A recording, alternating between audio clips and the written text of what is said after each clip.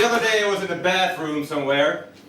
Feels always good to start with something people can relate to. And I go, oh yeah, I also live in the bathroom once in a while, and I'll listen to your story now. I was in the bathroom, and there was this towel machine, right?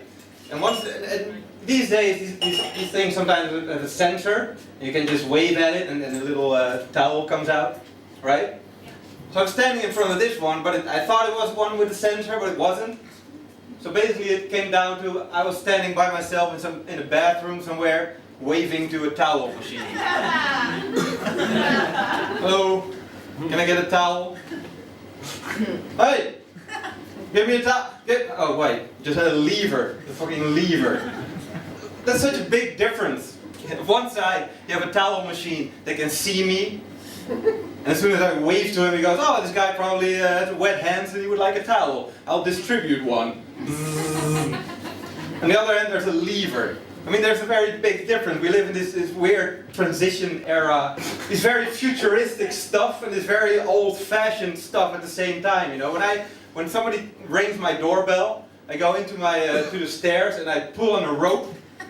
And the rope is with little things, rings going down 2 floors, and then the door clicks open like that, so my company can come in. I have that in my life, which is very old-fashioned. Also I have a TV that I can just say to, hey, channel 2 and a little louder, and he does it. No? So yeah, we live in this weird transitional era of very futuristic, modern shit.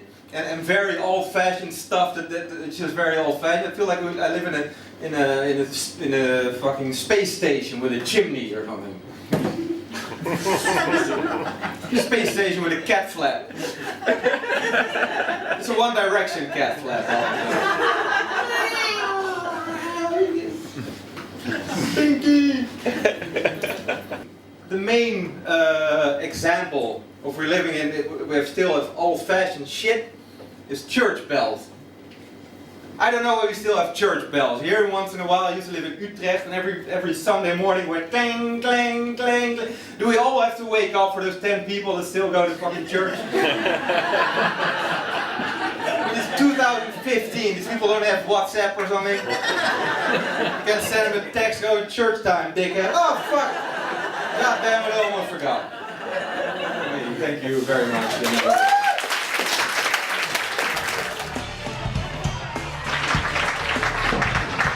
I noticed on the calendar it's coming up to Queen's Day again, or King's Day as it is now. I still can't get used to calling that. I'm looking forward to it as always because I love King's Day because I can sell all the crap that I bought last year at King's Day, and that is clearly my mistake because I'm buying this stuff, whereas actually most Dutch people just wander around and pick up the crap that they see lying in the streets by the rubbish, right? And then store it over the year. And it's a special skill that Dutch people have, you know, because despite being able to ride at the speed of light on a bike, you have peripheral vision open at all times to be able to stop and suddenly spot something that's next to a black plastic bag, pick it up. Yeah, that'll do. Put it on your bike, balance it, go home, put it in the Queen's Day cupboard. Every house here has a Queen's Day cupboard, right? It's by law. And then wait until King's Day and sell it for 50 cents to some dumb tourist. Or me. I don't know. But, in fact, I have a friend here who works in a hospital in Amsterdam, and he said that sound of putting rubbish, free stuff on the ground is actually how they get Dutch people out of a coma. Right here.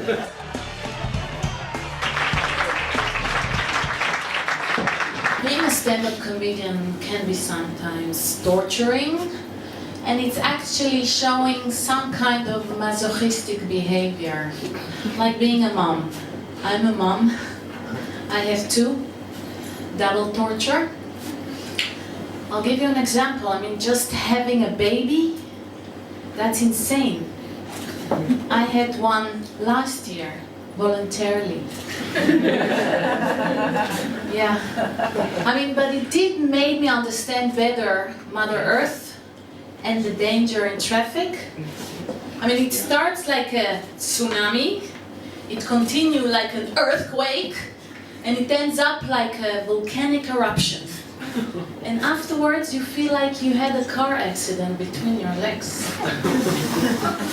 But if I was lucky enough to have a car accident, I had the time to recover. But no, Mama needs to get her ass together, literally, and take care of the new milk sucker she's blindly in love with. If I was not crazy blindly in love with my baby boy, there was no chance I would take care of someone that sucked me up literally, doesn't let me sleep or eat or take a shit or, take a shower or wax my legs or my upper lip. In my family, Mama has the mustache. And when we go to town, everybody thinks we're a Turkish gay couple.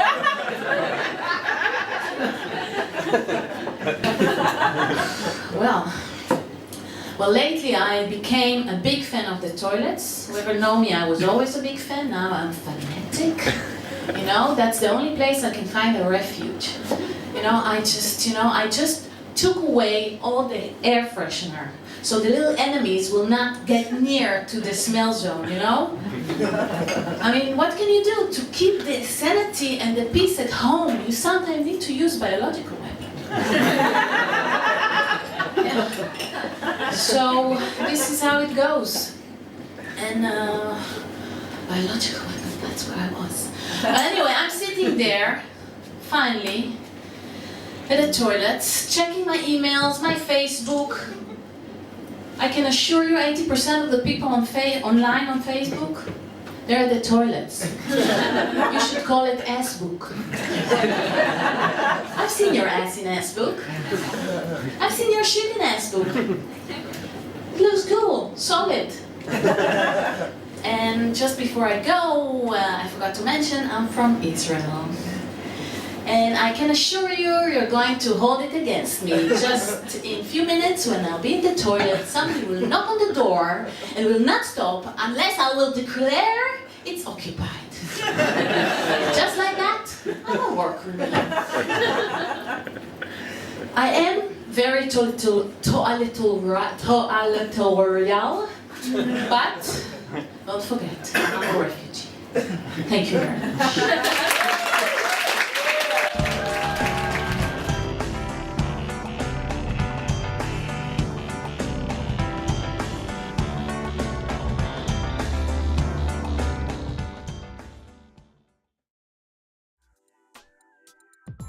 Broadcast Amsterdam is going on a spring break.